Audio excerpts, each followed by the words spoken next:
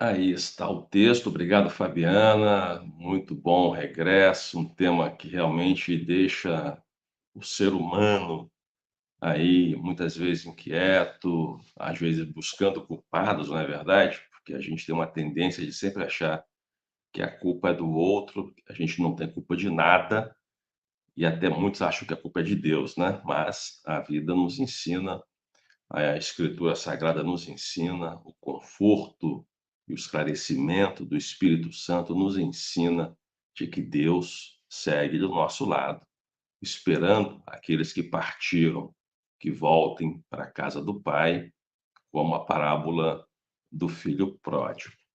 Nós estamos no livro de Isaías e eu queria também fazer uma reflexão muito breve sobre o capítulo 26, no versículo 15 desse livro, que para nós que fizemos teologia, né, na minha geração pelo menos, dos anos 80, foi quando eu fui ao seminário, Isaías era o profeta mais estudado e preferido de 11 em cada 10 seminaristas, né, mas por quê? Por conta do requinte, né, por conta da qualificação, por conta da profundidade do texto que ele escreve, né, com muita sabedoria, com muito rigor literário, e também, mais ainda, porque ele conseguiu descrever, sem nunca ter visto 750 anos antes de Jesus nascer, como seria Jesus, o que ele ia fazer,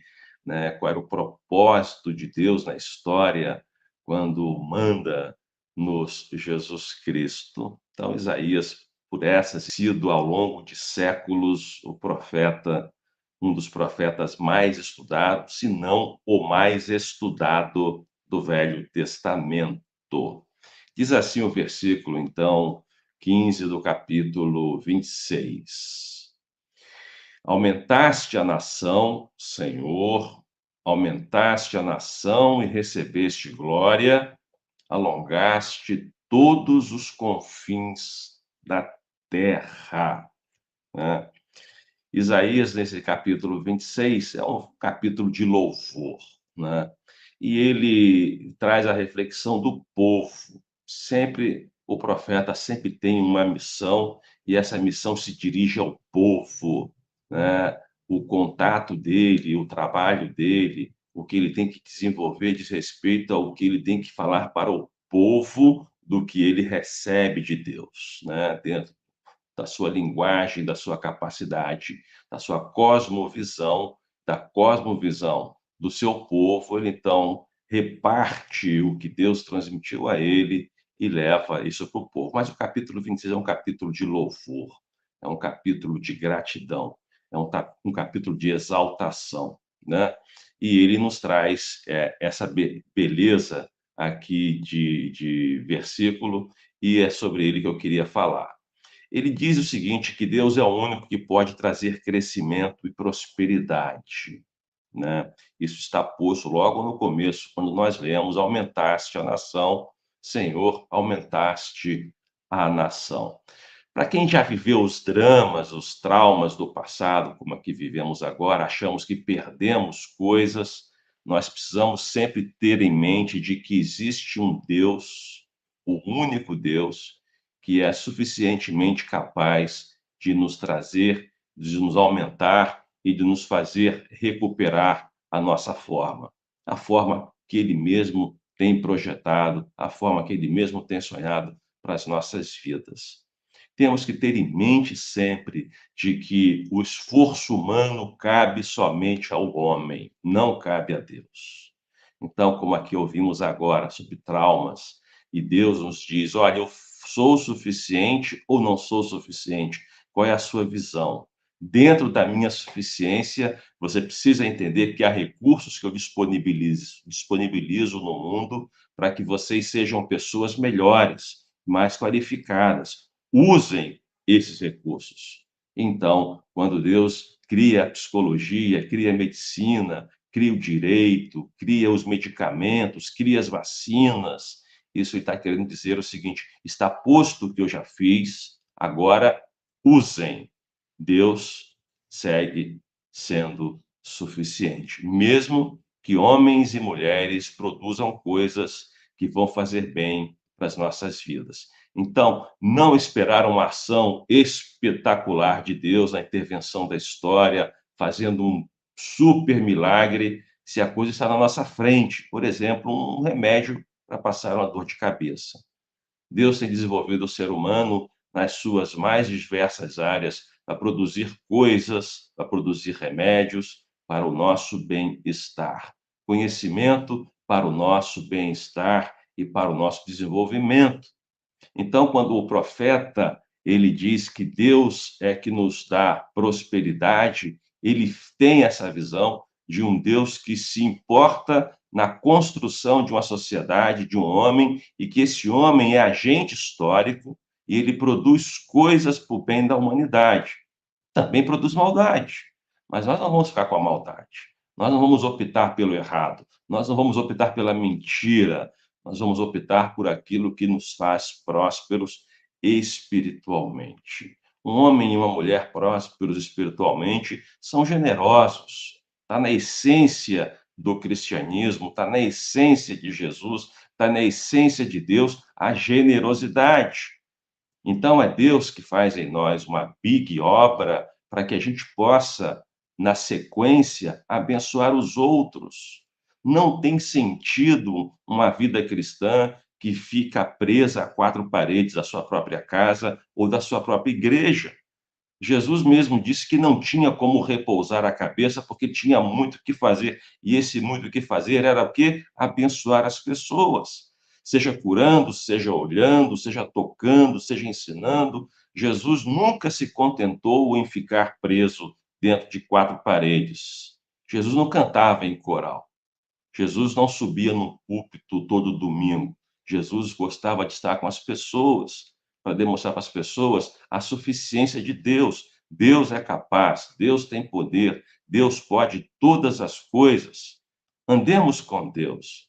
Tenhamos coragem de entender que Deus age na história não só de forma espetacular, abrindo o mar vermelho, mas ele abre o mar vermelho de nossas emoções quando nos diz: procure um profissional, procure um médico, procure alguém que entenda desse assunto, porque eu estou capacitando as pessoas do mundo para que elas tratem e tornem a vida das pessoas melhores. Então, nesse aspecto, Deus é suficiente. O segundo ponto desse versículo é que Deus é digno de toda a glória. O versículo continua dizendo que Deus recebeu glória. Isso nos lembra que tudo o que acontece em nossas vidas deve ser atribuído a Ele. Ora, Deus nos desenvolve, Deus nos salva, Deus nos santifica, então toda a glória a Ele. Se eu hoje estou empregado, se passei no concurso público, se estou formado, se estou com uma casa própria, se vou construir a minha casa própria, glórias a Deus por tudo, porque Ele tem sido tudo em nós. Ele tem sido aquele que nos alimenta com sonhos, mas que nos diz: olha, trabalhe duro para conseguir as coisas. É assim a história do enriquecimento do povo judeu no Velho Testamento como um todo. Ninguém recebeu de graça o que teve. Lembre da história de Jacó, por exemplo, que foi abençoado, mas trabalhou duramente para alcançar aquilo. Então, tudo nós devemos dar graças a Deus, porque nos tempos difíceis que acontecerão, ele estará conosco. Nos tempos da fartura, que também acontecerão, ele estará conosco. Deus nunca nos abandona.